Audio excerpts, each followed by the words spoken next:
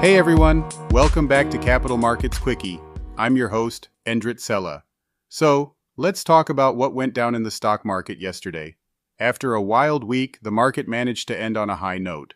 On Friday, we saw a solid recovery with the Standard & Poor's 500 rising nearly 0.5%, the Nasdaq Composite also up by 0.5%, and the Dow Jones Industrial Average gaining about 0.1% or 50 points. It's been one of the most volatile weeks of 2024 so far. Monday kicked things off with the worst market drop of the year, and Wall Street's fear gauge, the CBOE Volatility Index, shot up to levels we hadn't seen since the early days of the pandemic. But by Thursday, we got some positive news from the labor market.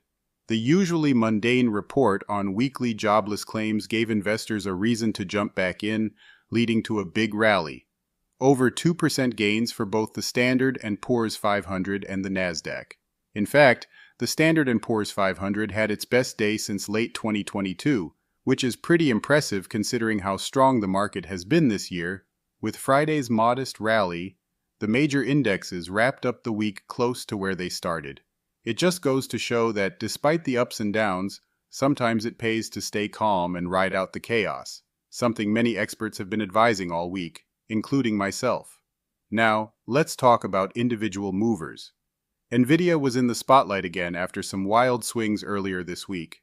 The stock closed down slightly as investors wait for another boost in the AI trade.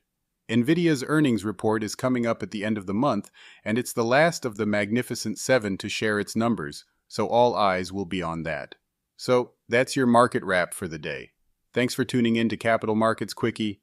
I'm Endrit Sella, and I'll catch you all Monday morning with more updates. Have a great weekend, everyone.